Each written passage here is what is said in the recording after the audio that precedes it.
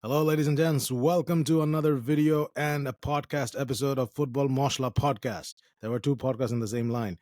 I'm your host, Qazi Adil. I have with me Fardan Fardan. Ahmed, Fardan, come on, get up to the speed. one, the only, the co-host of this Football Moshla. It's either me or him. Nice exchange like Kunya and Mbumo, working off Yeah. of each other on the way to the Premier League. United fans rejoice, yes. And also, it's not Masala, it's Moshla, Football Lovers Club. Take note. Anyways, Absolutely. Football Lovers Club is a group in Facebook filled with a lot Based of off of experts. Bangladesh. Based out of Bangladesh, but they call this a Masala instead of Moshla. How ironic. All right, now let's go straight into the topics that we're going to cover today. We're going to be talking about Šeško decides Isak's future and all the latest transfer news and rumors that's going on.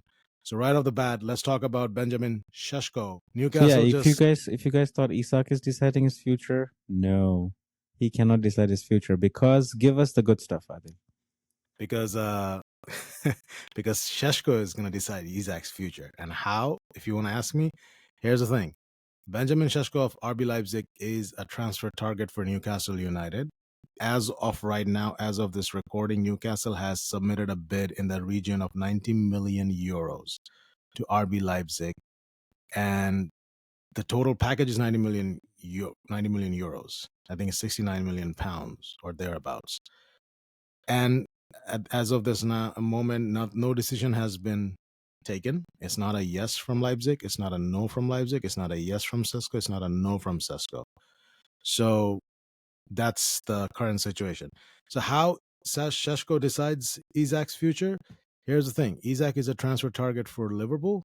And if Newcastle United gets Benjamin Šeško to come to them, they're going to let Isak go to Liverpool.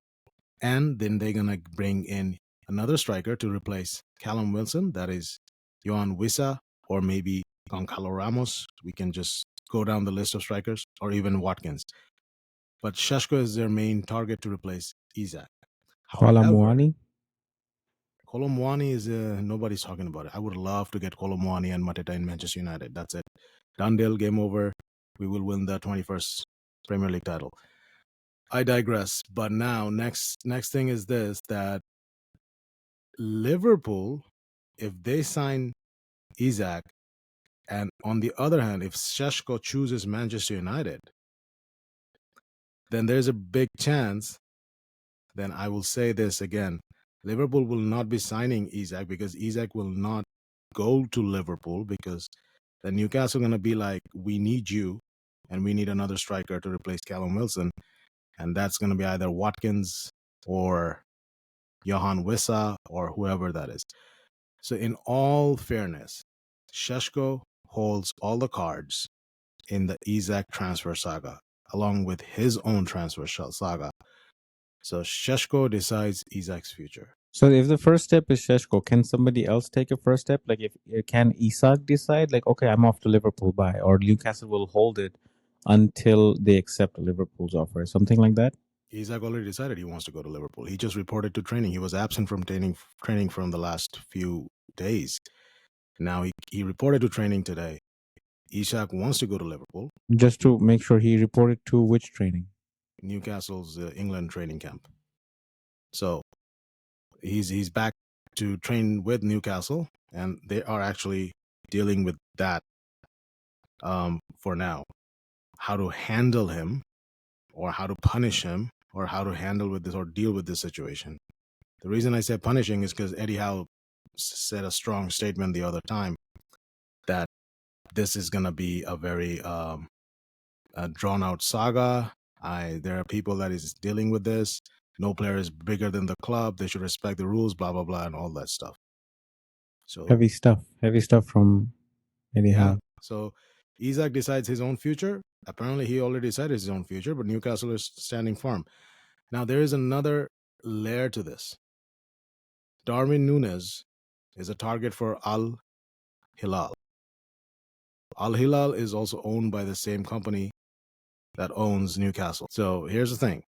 Newcastle, Al Hilal pays Liverpool the money to actually go, pays Liverpool the money to bring Darwin Núñez to Al Hilal, and then Liverpool uses that money and their own money to get Isak. That's a whole striker merry-go-round. But at the end of the day, I don't think to dive not too much deeper to like into this whole thing. Just staying on Šeško, and Isak. Šeško at this point in time looks like Šeško decides Isak's future. Very well put, Adil. Very well put. It's crazy how a different striker can write the future of the other one, but that's how crazy this transfer window has been, right? Correct. You wanted to say something about that because you've been, I think, a little anxious about the bid not going in by Manchester United. But from the Manchester United standpoint, so we spent 43 days just negotiating in Mbumo, and Cunha was done early on. But then, as you can see, yeah, we did sign a few young guns, or should I say? But when it comes to the big guns, right, it only be like, yes, United are targeting, United are tracking, they are going for it. Yes, it's like a tease, but the state of the club is not really, with so many big clubs with so much money are ready to pounce on big players like that. United should make a move. Even I think I've been tracking it since Friday night because I was very anxious. Now it became anxious. Like Mbumo, I wasn't much anxious about it because I was like, you know what, I kind of got the feeling he's coming. But with with Šeško, Manchester United, it's like tracking, thinking all these adjectives, all these verbs, and all these would be's, all these what ifs. It's like as if like I'm in Marvel's What If season 3, like with everybody's a Marvel character. It didn't sit well with me. I got very anxious. I tracked news from all over. I used all my sources from Twitter to Google to whatever. I even used AI. I'm like, listen, did Manu, are they doing something about Šeško? And I was just very frustrated. Now, let me add my 2 cents to this whole entire thing. Absolutely. I don't think Manchester United will sign or will get Benjamin Šeško. I think he will end up either going to Newcastle or he will end up staying at RB Leipzig for another season. And I think Manu will transition to a Watkins. That's going to be another tug of war. But I have been saying all along, if none of these works out, there's always a guy in the last day of the transfer window. They will go for Mateta. And and I will be very happy with that because apparently Rasmus Højlund doesn't want to leave, so he wants to stay. You have Xerxes, you have Konya, you have Mbumo, who can rotate in that front line. So why not just add Mateta, who's not going to be a starter? There's going to be a heavy rotation. But against teams like physical teams, like we have seen them play Everton, or maybe even Liverpool, like the physical defenders, or Arsenal, like Saliba, Gabriel, Van Dijk, Konate, Jared Brathwaite, Tarkowski, all these other stuff. Whenever I say Tarkowski, Fardan, something happens on Fardan's end. He loves. Was it Tarkowski or Tarkowski, whatever? Tarkowski, yeah. I have been tracking him for so long. Tarkowski and Ben Mee were the players that I identified when I started playing Fantasy Premier League. Correct. And that's when I will, okay, these players do play for Brentford and Everton. So to unsettle these players, you need a striker that's physical, and then Mateta fits the bill. And the reason is that it's going to be cheaper. Not cheaper.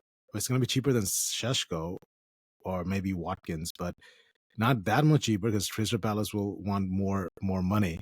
And then the other part will be, I know, Fardan, your light messed up because we spoke about, whenever we talk about Mateta, something happens, right? Lightning strikes. every time. It's either my mic or my camera or my face or my hair or my t-shirt. Something goes off in the wrong direction. It's a Mateta effect. And now we can also, here's what I'm going to say. Ndidi to Manchester United. He has a £9 million.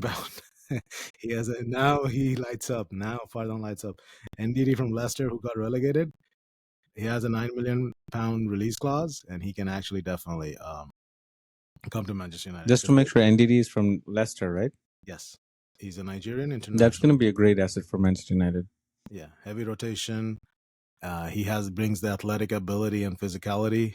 He just doesn't need to pass the ball. Just clean up the help the defense out, break up the play of the opposition.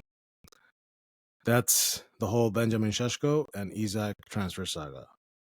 Should we move on to the next transfer rumors? Yes, absolutely. Now, moving on to the next transfer rumors, and we're gonna go down these a little quickly because these are some of them are confirmed and some of them not. Next is like, as we have touched upon, Newcastle wants Jan Wissa, who is actually on strike with Brentford. He wants to go to Newcastle. They have Watkins on their radar, but I think the other one that has been added is Goncalo Ramos from PSG. They're tracking Goncalo Ramos as well as their striker option. Since you mentioned Watkins, we mentioned Watkins quite a lot on the podcast, and he's been also a topic for rumors all across the windows, journalist channels and Twitter. Watkins is not someone that Aston Villa are willing to go at all. So when we mention Watkins from the Villa standpoint, from the Villa perspective, who are they going to be left with if Watkins actually leaves? Who Villa will bring in? Or bring in, or who is there in their reserves if Watkins goes away? They don't have anybody in there. It's going to be fully empty. Duran went last season on a dramatic thing to Al Nassr, and now he's off to a different club. I forgot which one. Fenerbahce, thank you. Oh, he's going to play with Mourinho. Jose Mourinho. Wow, I'm going to love to see the highlights later this season. Anyways, let's not digress. Watkins, they're going to scramble for a striker. Now, these Matetas and everyone will scramble all across the Premier League. But we should also quickly mention the smart 2 signings that Everton did, right? Yes. Everton actually are in the process of finalizing Tyler Dibbling and Chelsea's Dewsbury Hall. So Tyler Dibbling from Southampton, who can dribble a lot, and Dewsbury Hall is a centre mid, previously of Leicester, went to Chelsea, now going to Everton. Yeah, just to make sure it's not Tyler Dribbling who dribbles a lot, it's Tyler Dibbling who dribbles a lot, and he's an excellent dribbler. And I think Everton are very smart in what they did. They were excellent in the summer series with Manchester United, even with that team. But with these 2 assets, their attacks are going to be very nice. And if Watkins leaves Aston Villa can go for Nicholas Jackson, or they can go for Beto, or they can go for Mateta. Oh, the Beto-Jackson combination is going to be insane. Action Jackson and Beto. Fantastically fantastic. Now, let's talk about Heung-min Son leaving Tottenham Hotspur. A lot of fantasy Premier League managers are very sad. He is actually leaving. He's coming to the United States. He's coming to the MLS, Major League Soccer, LAFC, Los Angeles Football Club, in the MLS. And he's in the process of finalizing it. I think Tottenham's going to get £20 million for it, 15 to 20 million pounds, in that range. And you want to hear this rumor? It's a rumor. It's not confirmed. Rodrigo to Tottenham. Ooh.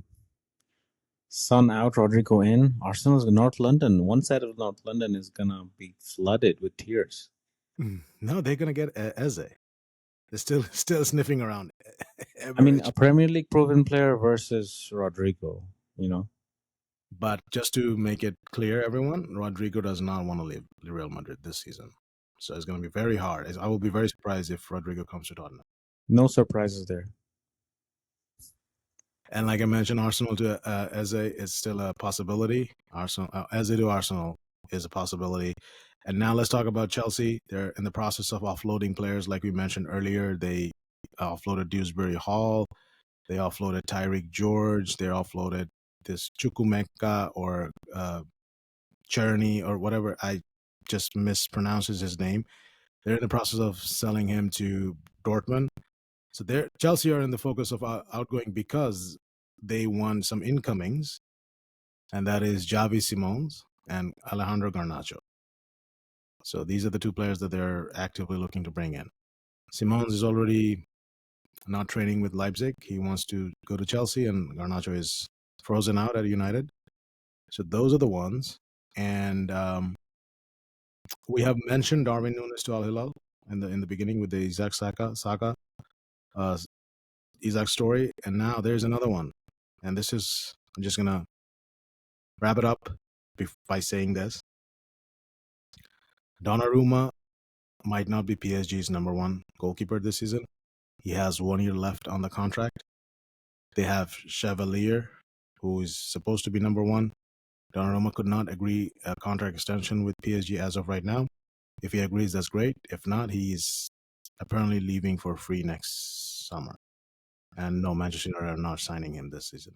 That's huge. From the Donnarumma, I mean, PSG, every time you think about PSG, he's been there, like a rock between the posts. So it's going to be a mess. If he's not number one, it's going to be insane. But then again, Donnarumma maybe has to move on to a different club. And it's sad that he's not coming to Man United. And talking about Manchester United, Dusan Vlahovic from Juventus has been offered to Manchester United in the last 3 days, and they have said no. I will be like, if you can get Šeško and you don't want to. It was offered, like in a platter? Yeah, it was offered. Why would they say no? Vlahovic is good. Juventus don't want him. United should want him. Juventus signed Jonathan David. It's not bad at all. It's a good signing. Yeah, so Manchester United should have gone for Jonathan David, but Juventus got Jonathan David. So Vlahovic, I think Vlahovic is a similar type of player to Højlund, but a much better upgrade. And I don't know why Manchester United are not going for him. I think they might go for him if none of these works out. None of these strikers works out. No Watkins, no Šeško, no Mateta. Then Vlahovic, don't worry. I mean, I like it. Not a problem. It's been so frustrating. All these names not tied with Man U. It's like they're so quiet. It's been really frustrating, man. Like when you hear about the clubs, Everton, Aston Villa, Newcastle, even Villarreal, like everybody's buying and in the market, and you hear the chatter. And United is like, oh, we're tracking. Yeah, we're there. It's just like cartoon. Well, I mean, United doesn't have the money, and they just don't want to bring out the credit card. The ones maybe towards the end of the transfer window they will bring it out. But I think they need more like a midfielder, like an athletic midfielder, than a striker per se, because I think Cunha and Mbeumo and the Zirkzee can actually rotate between themselves and just score some goals. I think they need a solid base in the center mid. I think Kobe Mainu and Ugarte are not the answer. So I think an Ndidi fits the bill in this low budget point. Dream target will be Carlos Baleba, as we have spoken before. But that's that. And then we're going to wrap it up with an exclusive signing from Fabrizio Romano as a story exclusive. Nottingham Forest signed the 29-year goalkeeper Angus Gunn. I think he has been signed from Southampton, if I'm not mistaken. But yeah, so he's going to give competition to Matt Sells. Matt Sells has a deputy. I feel bad for Matt Turner. I think he's leaving. He should. He's US's number one, right? Used to be. I think he's been rotated by Pochettino. Before the World Cup, this guy I don't give two. Anyways, I don't want to curse. I don't care about USA football, or since they call it soccer. What are you talking about? They're going to win the World Cup at MetLife Stadium next year. My God, it's cringe, bro. Cringe. I can't. No. I mean, if it's done, it's going to be, a bribery and all that good stuff. But why? No, that's the only way USA will. I'm going to say this on camera. U.S. Federation, it's a soccer federation. If you need somebody to help you with scouting and with player analysis and all the stuff, or even help out Pochettino, just reach out to me. I can actually tell you which players to play in the national team and which players not to play, and how to actually go deep into the World Cup. Yeah, hire me as your tech guy driver, I mean, I play, okay, with all due respect, I play soccer on a grassroots level, and I see there's a lot of talent out here. I know our audience might not agree with us because they're not, because, it's the United States. What they know about soccer. There's a lot of talent here. All right? I'm just going to say this. On a grassroots level, there's a lot of talent. It's just that it's not coming to the national team level. If they come, USA will be a different team. I'm going to put in my 1 cent here. Ever since the 2026 World Cup got announced, the youngsters, such as the high schoolers, the middle schoolers, who used to play softball and all those American sports, they got really into U.S. soccer. And there's a nice article that I read either in the Athletic or the Mirror that says, ever since Lamine Yamal came into the forefront as a 16-year-old with all the stardom and all those fancy skills and everything, it shed more light into different clubs. It gave more people hope, more parents hope that their sons can shine. So when they say, I want to play soccer, or I want to play for this club, or I want to represent my country internationally. I met a couple of Greek youngsters who dream of playing in the World Cup. Their parents are from Greece, but they're US citizens and they would like to play in the US soccer team for the World Cup. I met a couple of Bangladeshi based youngsters who are excellent, not terrible at all. Skills, good speed, and they're very passionate. I met a couple different. They're even Central Americans, U.S. citizens, who are like So the soccer scene has changed. New York City Central or New York City Parks Association have invested a lot into turf and other soccer fields. Randall's Island, I also saw a lot of youngsters. So the scene has changed a lot, and the promise is there. So yeah, from a serious perspective, even though I had discussed US whatever, but they do have a chance if they do the scouting perfectly, and if they do a new tri-state based scouting, then you and I can definitely pitch in and invest into the US soccer. I just love how we went from Šeško decides Isak's future to how U.S. soccer will win the World Cup. Yeah, isn't it lovely? Because football This is- topic, you go from one to the other. At the end of the day, we're talking about football. All right, I guess if we have not lost you here, thank you so much for sticking with us up until this point, everyone. We'll see you guys in the next video. Please subscribe to the channel. We need subscribers, all right? Just this is like plain simple. Subscribe, comment on it, share the video, and I think next time we will have an update on Šeško's future, and then there's going to be another twist in the striker search. And when there's a breaking news, we'll be back with a short or anything. Yeah, Fardan's going to be on the road doing breaking news for you guys. Yes. All right. We'll see you guys in the next one. Thank you so much for watching. Ladies and gents, take care.